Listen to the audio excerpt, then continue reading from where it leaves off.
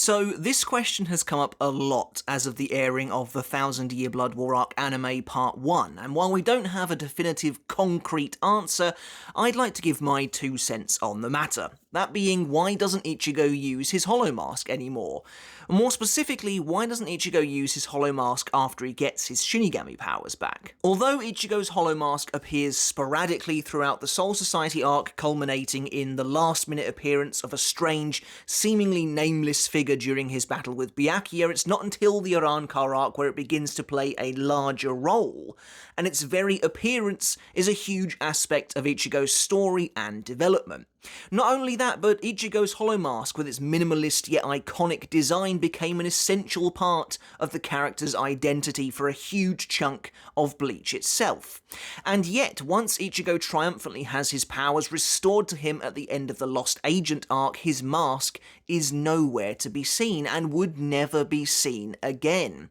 Considering his Shinigami and Hollow powers are fused together as one, the return of those Shinigami powers should have also signalled the return of his Hollow powers too. So, what's going on? And so, in this video, I want to give my take on why I don't think Ichigo uses his Hollow Mask ever again after he gets those powers back, although more specifically, ever again after he begins his battle with Aizen at the end of the Deicide arc. But before we begin the video, guys, if you haven't hit subscribe yet, make sure to do that now for more Bleach videos like this every single week. We are now 10,000 subs, just under 10,000 subs away from 200,000. So if you like what I do here and you want to support me and you want to be part of that final push to get us to that next milestone, I would really appreciate it. Also, don't forget to give the video a thumbs up if you enjoyed it to support me and the channel. And if you want to take that support for me another step further, I do also have a Patreon as well, and as always I want to give a massive shout out and say a huge thank you to everyone supporting me over there on Patreon. I really do appreciate it. And one last bit of housekeeping before we get going: there will be spoilers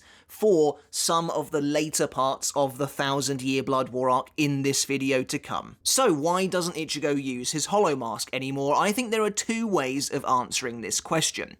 Firstly, by simply looking at what is presented to us in the source material itself, and secondly, by looking at Ichigo's journey throughout the Arrancar arc in conjunction with the themes of the arc itself. After all, when it comes to Kubo, it's never as simple as it seems on the surface. To begin with, we need to go back to the earliest days of the Arrancar arc, where Ichigo's journey into the depths of Hueco Mundo mirrored his descent into hollowification itself, and how the themes of that arc are both symbolised and reflected in the appearance and eventual disappearance of the mask itself. Even without knowing the whole truth that we know now about the mysterious being living inside his soul, tentatively known as Hollow Ichigo by the community, Ichigo's relationship with this character is central to this question.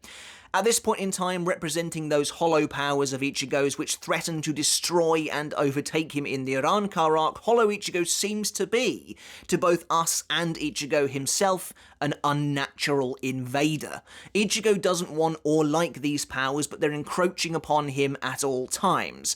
Ichigo begins this arc feeling depressed, finding himself at the bottom of a cavernous black pit, the sinister voice of Hollow Ichigo calling out to him at all times, threatening to devour him whole should he let his guard down for a split second.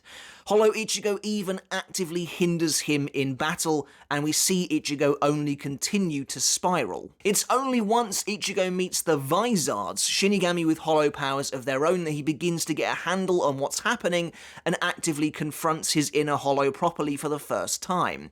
Here, Hollow Ichigo shares his philosophy, that the only difference between a king and his horse is a vital killer instinct, and if Ichigo can't muster that instinct himself, then Hollow Ichigo will throw him off, figuratively and literally, and take over himself.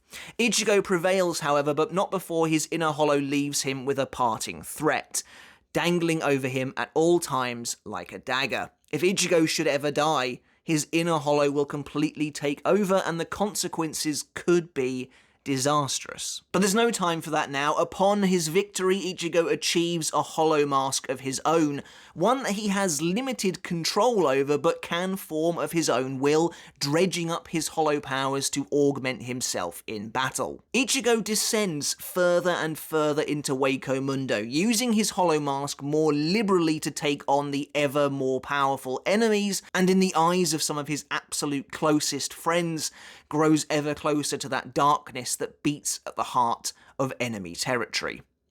Ichigo's journey into this black heart reaches its apex when he is killed by Ulquiorra and his inner hollow's threat comes true.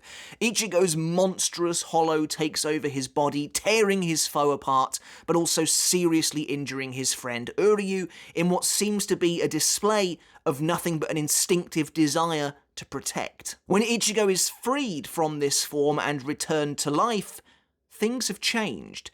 The balance of his soul has shifted. He's now scared of his own power, even if he doesn't know it. It's a subconscious fear beating at the very core of his being, of the threat that it poses, and that uncertainty lingers within, to the point where Ichigo can't even use his hollow mask properly anymore. And then when Ichigo is confronted with the imminent destruction of Karakura town and we venture into his soul once again, we now see only that town submerged at the bottom of an ocean. The once towering skyscrapers that reflected Ichigo's hope are gone. He's become stunted, unable to progress, unable to grow or evolve, because everything he is has sank to the bottom of the sea. The being believed to be Tensa Zangetsu promises to root out the very source of this despair that's currently holding Ichigo back, and he literally reaches into Ichigo's chest and rips out Hollow Ichigo in a splatter of blood. Their next conversation is very telling, I think, giving us both an insight into Ichigo's naivety, but also the way he was currently viewing what he believed to be their relationship. Remember earlier how I mentioned that to both us and Ichigo, his inner hollow seems to be nothing more than an unnatural invader? Well, here, Ichigo thought that defeating his inner hollow back then, all that time ago, would simply be the end of him, that he would be destroyed, gone for good. Ichigo overcame the villain, or so he thought, but that was never the case. Hollow Ichigo can't be destroyed, his inner hollow can't be gotten rid of like that, instead he lay dormant. He can't be removed. He is intrinsically a part of Ichigo, no matter what Ichigo may think or want, and certainly a bigger part than he even realizes here. But their conversation, I think, is so good, as short as it may be, as it really does reveal just how naive Ichigo is of the entire situation, and it really helps to showcase his growth as well when you think about how far he has come by the time we reach the Blade is Me. But of course, their conversation here, Ichigo is just dumbfounded by the appearance of his inner hollow, and he says, you know, I thought I beat you, I thought I got rid of you, I thought you were gone, you disappeared. To which Hollow Ichigo simply replies, well, that's a shame, it's a real tearjerker, but no, I'm still around, and I love that. Just Ichigo thinking that beating him once in that instance was enough to totally purge himself of this seemingly sinister essence. And so, when the being believed to be Tensa Zangetsu and his inner hollow fuse together, revealing to Ichigo that they are both his natural power, one isn't more natural than the other. Hollow Ichigo isn't just some abnormality in his soul. Ichigo begins to realize that what he thought was a parasitic virus, a leech that he had to purge himself of, is actually just another part of what makes Ichigo Ichigo.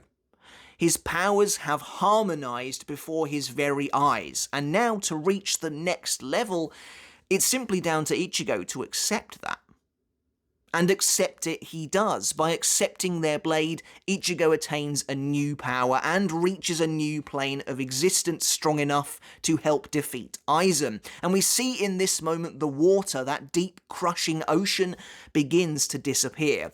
To Ichigo, his inner hollow had been playing the part of the villain, but in reality, It's always been there to save and protect him, as Old Man Zangetsu would later reaffirm during The Blade Is Me. And so I assume you're probably thinking, that's great, I already know all of this, I've read Bleach, this is a Cliff Notes version of Ichigo's journey into Hollowdom throughout the Arrancar arc. Why would all of this mean Ichigo suddenly doesn't need to use his Hollow Mask anymore? At the end of the day, that mask still represents those powers that are a vital part of him, right? And this is of course where Kubo's symbolism comes into play, where the second part of answering this question is brought in, and this is probably my favourite aspect of all of this. The mask itself that Ichigo had become so reliant on throughout the Arrancar arc as he journeyed ever deeper into darkness is not a good thing. It's an aberration. It's symbolic of the distinction, the chasm between Ichigo and his hollow self. It is literally a symbol of Ichigo's own rejection of that which he believed to be evil, that he believed to not actually be a true part of himself. The mask is not a natural part of him, but something that sits upon his exterior, that rests atop his face. And the same is true for the other Vizards. Though they may have all conquered their inner hollows and attained extra power, they're left with masks that act as memories of that hollowification. It's just a subjugation of one half of themselves, beaten into submission until it does what it's told, but that threat of being eaten, of being devoured, forever remains. Only Ichigo, during the Deicide arc, achieves true harmonization of all of his powers because the Hollow Reiatsu is a natural part of him.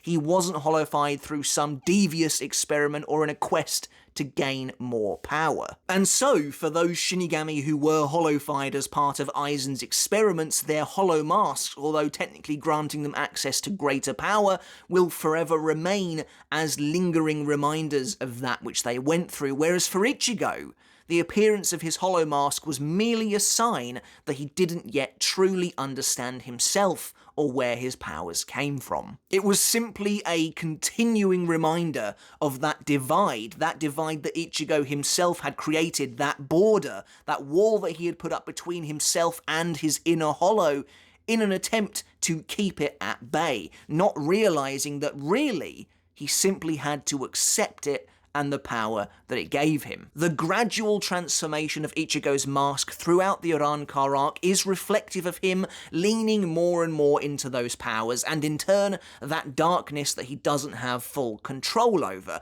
And when he dies, it's no coincidence that mask completely covers his head, becoming more of a horned helmet and taking on truly a demonic appearance. And once Ichigo comes out the other side of this transformation and is now being mentally affected by it, is feeling the weight of that pressure on his soul, his mask takes on an appearance to reflect this, with two broad lines running down it akin to his monstrous form, to show that even if Ichigo doesn't know it himself, even if he hasn't seen that form with his own two eyes until he takes on Tensa Zangetsu and his inner hollow, his mask is subconsciously reflecting that which is currently dominating his mind. If you want further proof that Ichigo's mask is an abnormality, simply look at his final transformation, known as his Horn of Salvation appearance. During Ichigo's final battle with Yhwach, we see that here, not only has he accepted the harmonized form of his powers, as we get to see in the Deicide arc, but thanks to his character development coming full circle in The Blade Is Me, he now understands the role of everyone perfectly, himself included. So what we see here is Ichigo choosing to tap further into his hollow powers. His powers are currently perfectly in balance, and he chooses to shift the weight of that balance by being smacked by loads of Yhwach's Quincy powers in order to awaken his hollow side and have that come out to the forefront. But originally, where he would have summoned a hollow mask before in order to tap into his hollow powers and have them augment his overall strength, instead here, he virtually becomes that very being that once destroyed Ulquiorra. There is no mask here. The horn is actually protruding from his head, his own eye has turned black, and he has hollow markings running down his entire body, leading to what appears to be a hollow hole in his chest. But like I said, there is no mask here at all. And the reason for that is simple. There's no need for it anymore. Having accepted everything as being a part of him, there's no need for that symbol of separation between his powers anymore. Everything is as it should be. All is one. We even see, as he prepares to use a Sero, that a mask-like visage appears naturally over his face. So, narratively, Kubo removes Ichigo's hollow mask to showcase his growth from his battle against Aizen. And certainly, in my opinion, both the narrative and thematic implications of why this happens really are just as important, if not more so, than why it actually occurs. To break it down, Ichigo undergoes a journey in the Arrancar arc. The major theme of that arc, being the arc about the Hollows, is his descent into that world and what that means for him.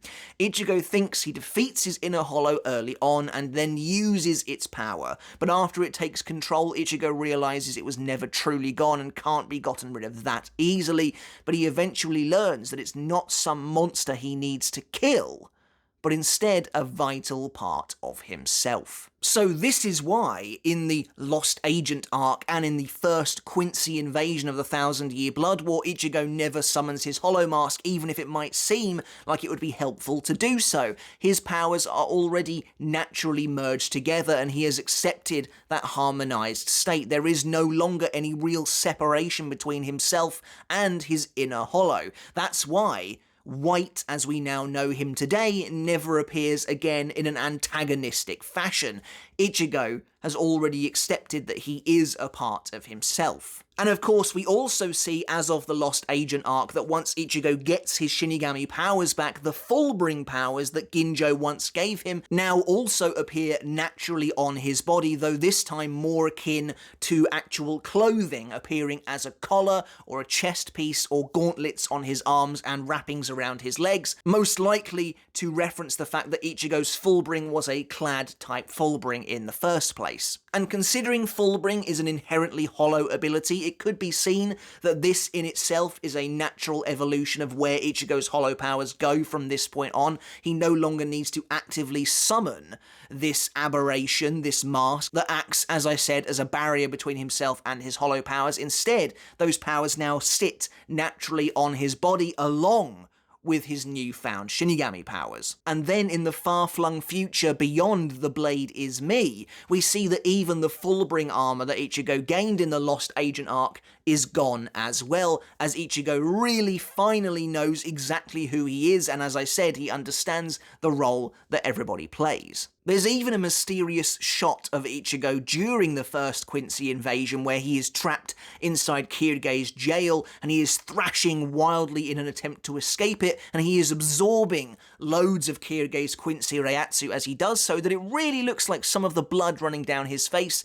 is taking on the appearance of one of the stripes of his hollow mask. I was never quite sure if that was intentional or not, but knowing what we know later on, that Ichigo takes in a ton of Quincy Reiatsu to awaken his hollow side, this could quite easily be seen as foreshadowing of that moment of showcasing that Ichigo's hollow powers now sit naturally inside himself but can be forced to the surface as well. But anyway, that's just my 2 cents as to why I think Ichigo never uses his hollow mask again post the Aizen battle at the end of the Arrancar arc, and specifically after he gains his powers back at the end of the Lost Agent arc. But let me know in the comments below if you think I'm right about this at all, or if you think I'm off base. I'd love to hear your theories in the comments as well. Make sure to hit subscribe if you haven't done already, give the video a thumbs up, and until next time guys, I'll catch you later, and I'll see you then.